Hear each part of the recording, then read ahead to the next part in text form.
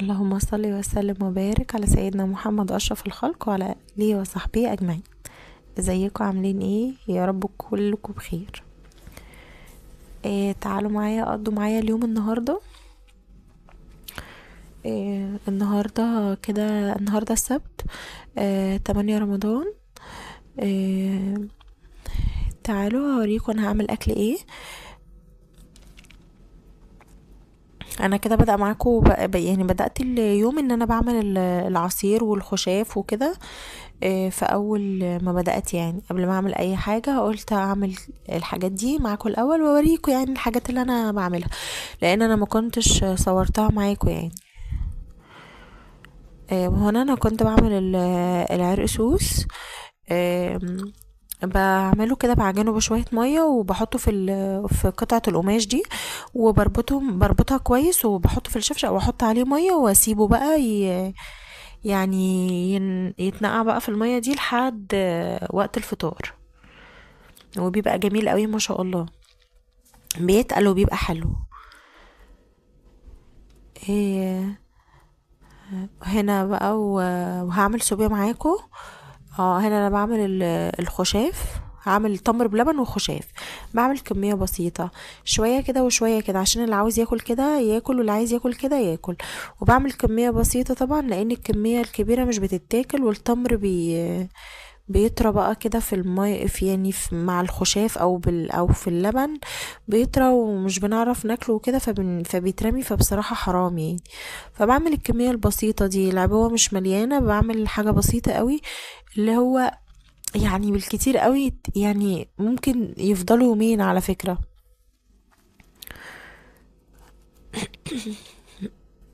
انا بحب التمر بلبن قوي، ممكن يكون هو ده اللي بيتاكل يعني. انا كنت عملت التمر خلاص، وبغسله كويس عشان طبعا بيبقى فيه رمل تراب حاجات من دي كده، لازم يتغسل طبعا كويس. عشان ما يبقاش فيه اي حاجة من دي. إيه واحطهم بقى واسيبهم. برضو بدخل كل ده بقى في التلاجة وبسيبه لحد الفطار.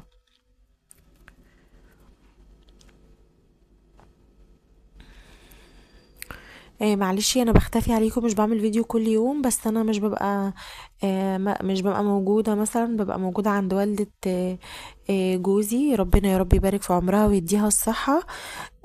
فمش يعني مش ببقى بعمل حاجة بقى في البيت وكده، فمش مش بنزل فيديو يعني.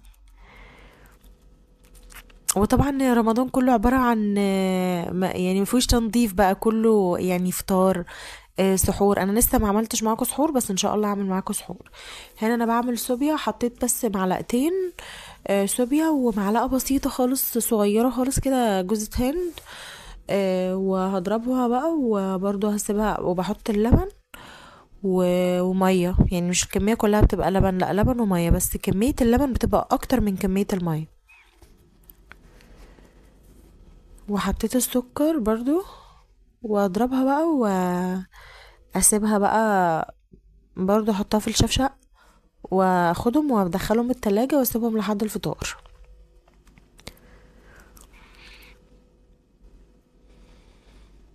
طبعا انا عاوزة اشكر اي حد بيشوف الفيديوهات بتاعتي بيعمل لي سبسكرايب او بيعمل لايك او بيعمل كومنت. شكرا جدا على الدعم بتاعكم، بيوصلني. ويا رب اكون عند حسن ظنكم، يا رب اكون بقدر افيدكم باي حاجة، وان شاء الله يا رب معاكم دايما.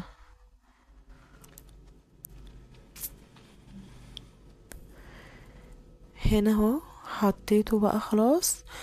طبعا بقى عملت شوية مواعين كده ورايا، وكان في حاجات في التلاجة، يعني كان في لبن في اللبانة من امبارح. كنت غليان امبارح يعني وحطيته في التلاجة وكده. لما قمت بقى حطيته في البولات الصغيرة اللي هي الاستانلس دي، وقلت ايه افضي يعني ايه اللبانة وكده عشان لو احتجتها تاني او كده. وبغسل بقى شوية المواعين دول، اروق الدنيا حواليا، عشان طبعا وقت الاكل بعمل مواعين تاني وبضطر احطه في الحوض تاني، فما يبقاش فيه كمية مواعين كبيرة يعني. وكان لسه فاضل حبة يعني. انا كنت النهاردة عاملة بانيه ورز بسمتي.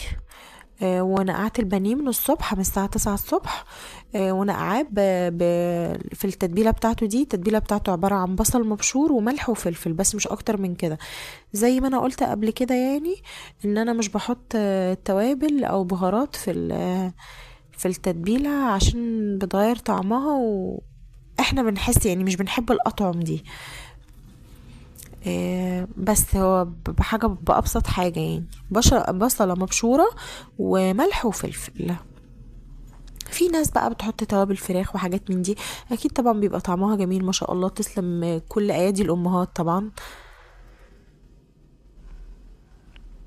هنا خلاص خلصت المواعين، وهروح بقى ان انا احضر بقى الاكل. البانيه هو كان منقوع فخلاص، فيعتبر مش عندي حاجه يعني، اللي هو يا دوب اعمل رز، هقشر بطاطسه بس مش اكتر من كده. انا بعمل كوبايه رز بسمتي واحده، عشان طبعا بيتبقى كتير عشان هو بيزيد اصلا، ف مش بحب ان هو يتبقى ويترمى بصراحه، حرام يعني.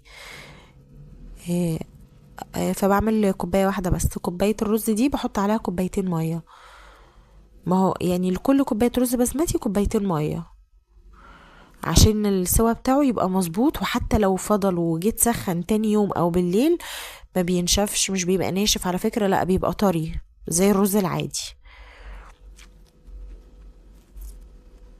هنا انا هحط اهو، انا بحط ورقة لورا، حبهان،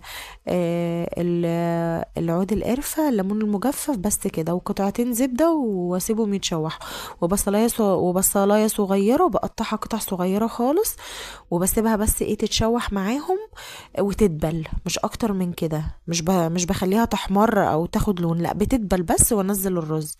انا بقى مش بحط، في ناس بتحط بهارات كبسة او كركم، برضو انا مش بحط ولا بهارات كبسة ولا كركم. انا كنت بحط قبل كده كركم بس ما عدتش بحط، إيه، ما بقيناش نحبه فيه يعني.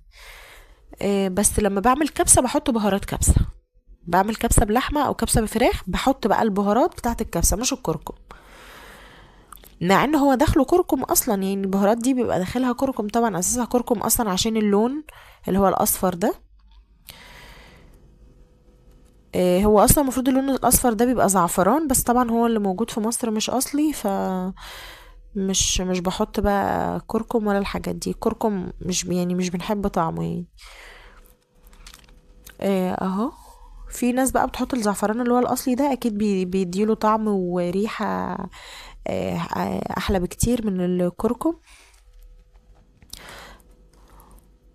بس هو مش موجود في مصر يعني، الاصلي ده مش موجود في مصر، بره بقى يعني، بره مصر طبعا الاصلي بيبقى موجود وكده.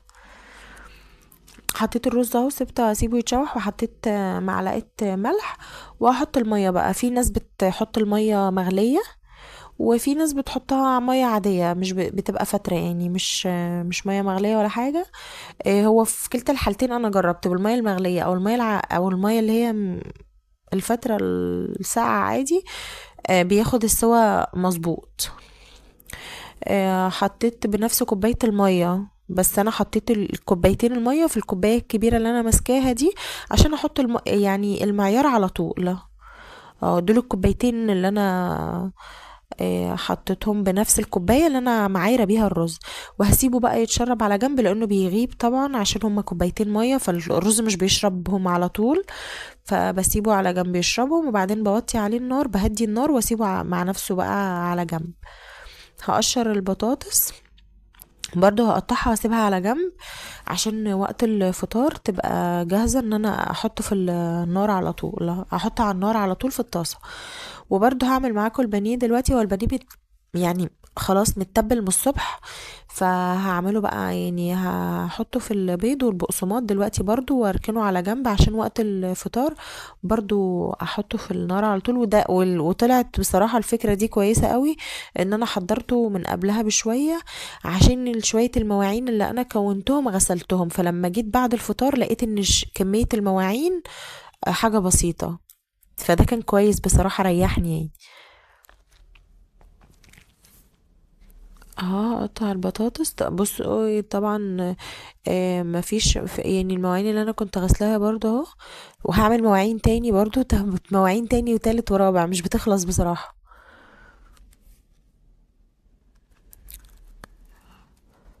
هقطعها واركنها على جنب. بغسلها كويس برضو، انا بحب اغسل اي حاجة بصراحة، اي حاجة. هنا الرز كان اتشرب، هوطي عليه واركنه على جنب. وكان طعمه جميل ما شاء الله، بألف هنا اللي هياكل يا رب.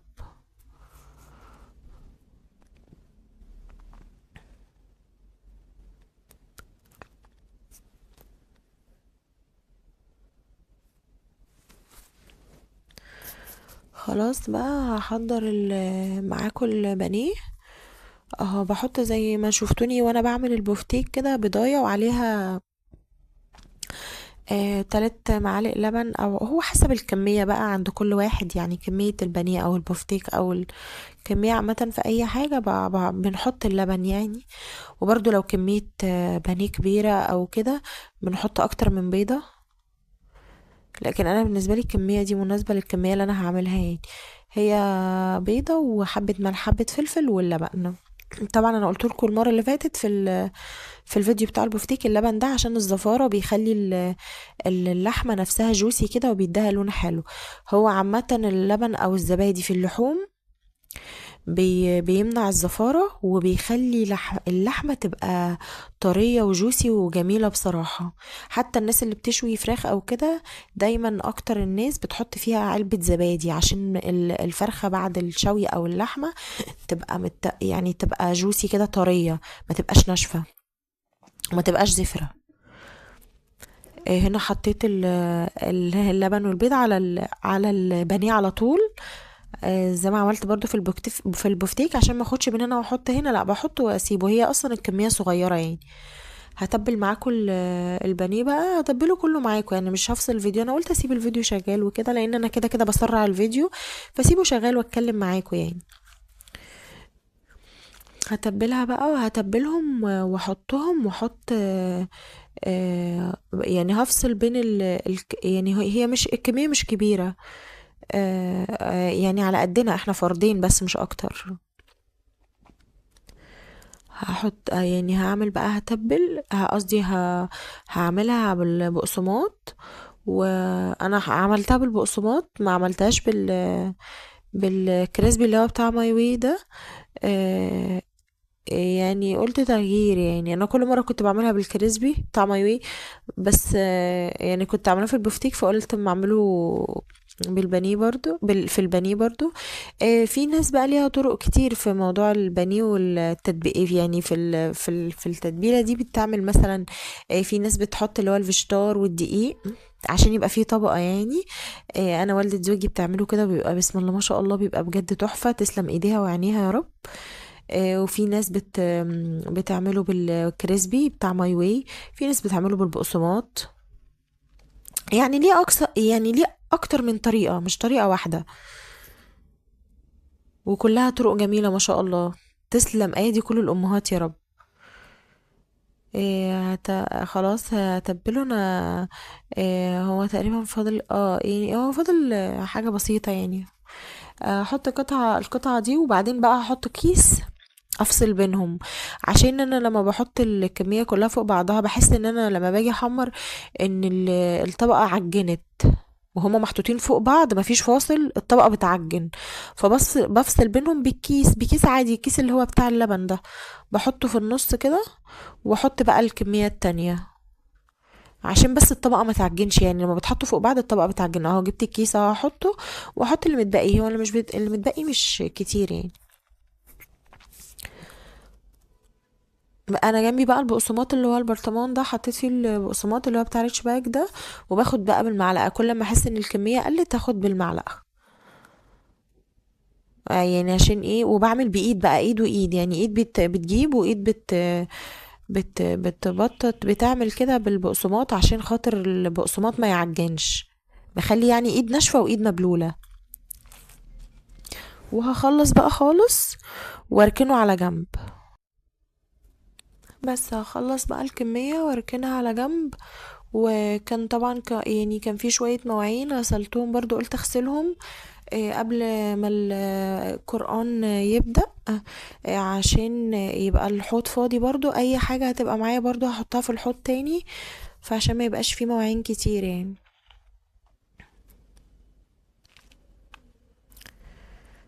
عاوزة اشكر تاني كل اللي بيشوف الفيديوهات بتاعتي ويعمل لي سبسكرايب، ويا ريت اي حد جديد يدخل يشوف الفيديو بتاعي يتفرج عليه للاخر وان شاء الله يعجبه. وما تنسيش تعملي لي سبسكرايب وتفعلي زر الجرس عشان يوصلك كل جديد، ولايك وكومنت حلو منك، وشكرا على الكومنتات الجميلة اللي بتجيلي، وشكرا جدا على دعمكم. ويا رب اكون عند حسن ظنكم، ويا رب اقدر اطور من نفسي وافيدكم اكتر باذن الله. هنا بقى خلاص كنت خلصت بقى الكمية، همسح الرخامة واروق الدنيا حواليا بقى خالص. بس كنت فصلت الكاميرا بقى، كان خلاص القرآن كان بدأ، فحطيت البطاطس وسخنت الزيت وحطيت البانيه على طول. وخلاص بقى كنت بدأت ان انا احضر، وحطيت برضو جبت مخلل.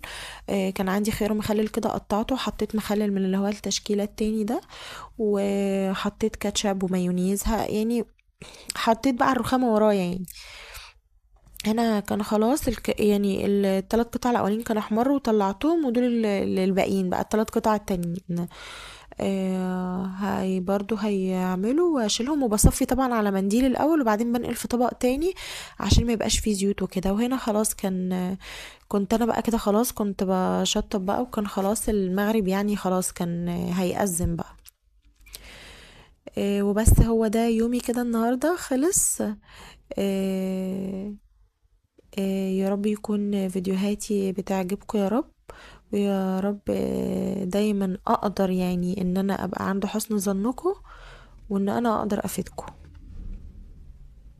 انا خلاص ده النهار يعني هحط الرز وخلاص كده بقى. انا يومي خلص. استنوني فيديو جديد ان شاء الله. السلام عليكم.